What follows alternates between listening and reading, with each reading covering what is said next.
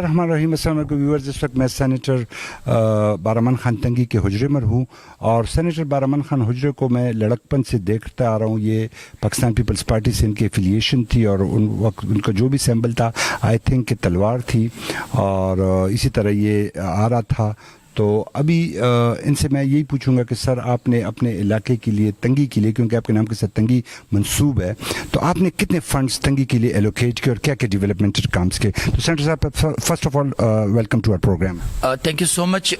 सबसे पहले मैं आपका शुक्रिया अदा करता हूँ कि मैं अपनी जो मेरी सोच है मैं आवाम तक डिलीवर करूं। लेकिन मैं आपको एक बात बता दूं कि जब शहीद जुल्फ़िकार अली भुट्टो साहब ने 1967 में पीपल्स पार्टी की बुनियाद रखी तो मेरे ख़ानदान ने उसको ज्वाइन किया। मेरा मरहूम भाई नज़ीर खान तंगी, उसने भुट्टो साहब का साथ दिया और उस दिन से लेकर आज तकरीबन 53, 54, 55 साल हो के हम पीपल्स पार्टी के साथ हैं।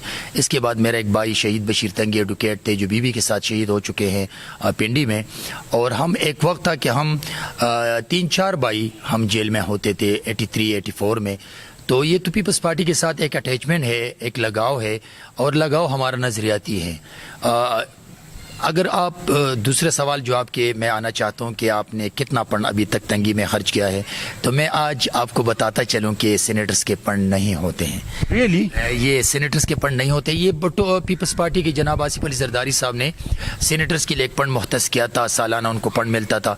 इसलिए कि आप भी जानते हैं और मेरे ख्याल में अवाम पार्लियामेंटेरियन से तवक्को रखते हैं कि हमारा गैस का काम करे, बिजली का काम करे, रोड का काम करे। लेकिन फिर जब नवाज शरीफ साहब वज़ीर आज़म बन गए तो उसने सेनेटर्स का फंड ख़त्म किया।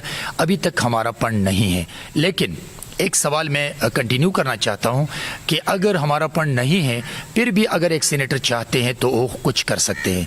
हमारा काम लेजिस्लेशन है, कानून साजी है और हम इदारों के लिए, मुल्क के लिए, पाकिस्तानी अवाम के लिए ऐसे कानून साजी चाहते हैं जिससे अवाम को डायरेक्ट और इनडायरेक्ट फ़ायदा हो।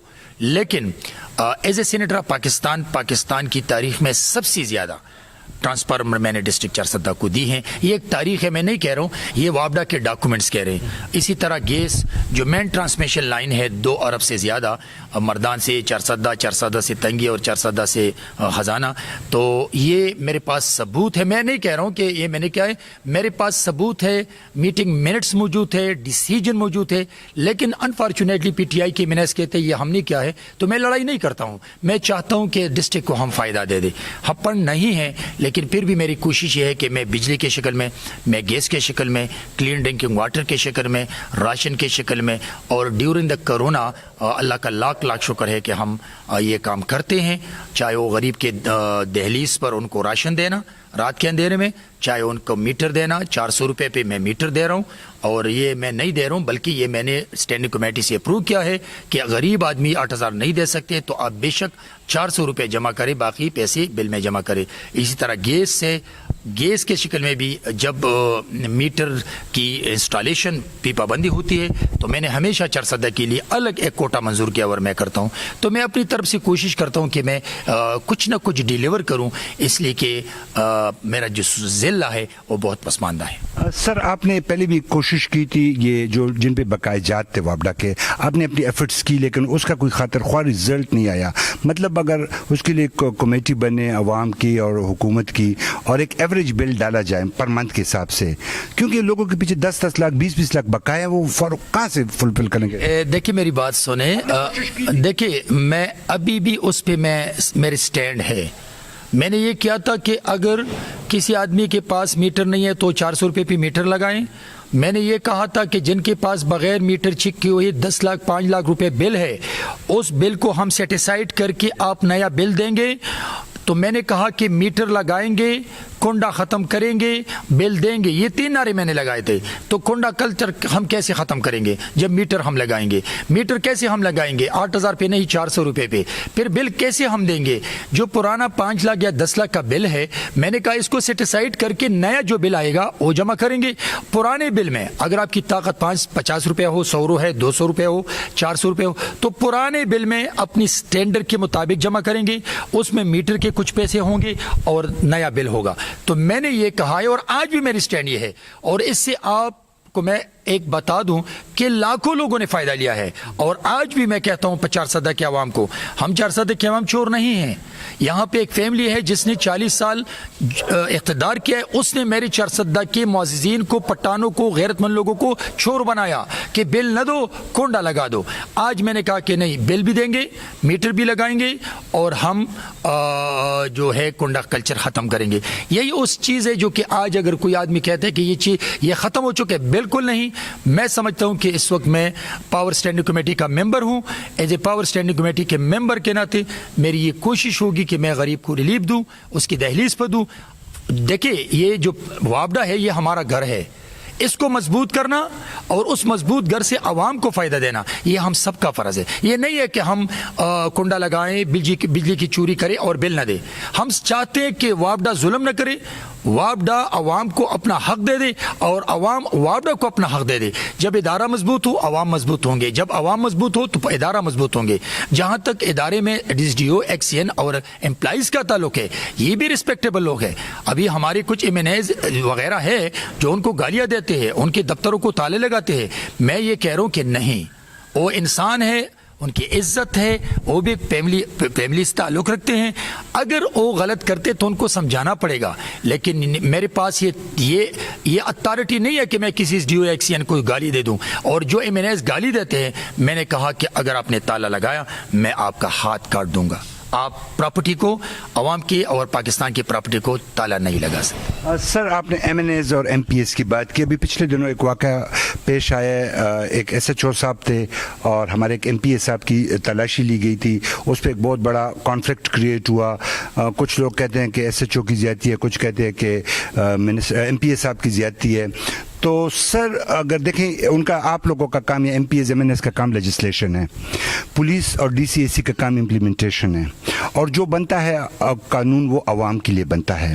تو سر ود ڈیو رسپیکٹ, معافی کے ساتھ, نہ سر آپ لوگ فالو کرتے ہیں جو بناتے ہیں, نہ سر وہ کرتے جو امپلیمنٹ کرتے ہیں, اور نہ سر عوام مانتی ہے قانون کو. تو سر آپ اس جو پچھلے عرصے یہ ٹسل چل رہا ہے, اس کے لیے آپ کیا دیکھتے ہیں کہ یہ اس کا کچھ حل نکلے گا, یا یہ صرف ایک ایم این اے کے لیے, اگر کسی غریب کے ساتھ پولیس اس طرح کرتی ہے تو پھر بھی اس پہ ایکشن لیا جائے گا؟ دیکھیے ایک بات یہ ہے کہ ہم رول ماڈل ہے.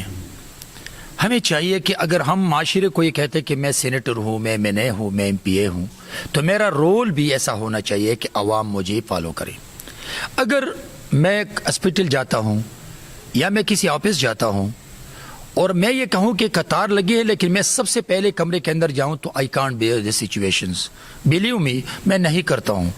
مجھے آج بھی میں آپ کو ایک قصہ سنا دوں کہ میرے دانت میں تکلیف تھی, تو مجھے کسی نے کہا کہ وہاں پر پشاور ہاسپٹل میں آپ کا وی آئی پی ڈیسک ہے. میں نے کہا یار چھوڑ دو, میں وی آئی پی نہیں ہوں, میں تنگی سے تعلق رکھتا ہوں, اور تنگی کے ہاسپٹل میں تنگی کے ڈاکٹرز پہ یہ بلیو کرتا ہوں. تو اگر وہ میرا علاج کرے تو اچھا لگے گا, اور یہ ایک اچھا میسج چلے جائے گا کہ تنگی ہاسپٹل میں, بیرمن تنگی کا جب کرونا ہوا تو تنگی ہاسپٹل میں ایڈمٹ تھا, آج وہ دانت کے تکلیف ہے وہ تنگی ہاسپٹل آ گیا. اور میں ہمیشہ تنگی ہسپتال کے ڈاکٹرز کو, کچھ ڈاکٹرز ہیں کہ وہ زیادتی کرتے ہیں, لیکن میجورٹی ڈاکٹرز ہیں وہ اچھا کام کرتے ہیں, لیکن ان کو وہ وسائل ہم نے نہیں دی ہے جو عوام کو ریلیف دے. ہمارا بلڈ بینک نہیں ہے, ہمارے ایکس رے پلانٹ نہیں ہے, ہمارے جو سیٹ اسکین مشین ہے وہ نہیں ہے, ہمارے میڈیسن نہیں ہے. تو ابھی اگر میں ایم ایس صاحب سے یا ڈاکٹروں سے رول کنسٹرکٹر رول مانگتا ہوں کہ آپ نے کیا ڈیلیور کیا, تو ان کے ہاسپٹل میں کیا ہے. ابھی پی ٹی آئی کے میں نے کہتے کہ میں ہاسپٹل کا وزٹ کرتا ہوں. آپ کو کس نے حق دیا وزٹ کریں؟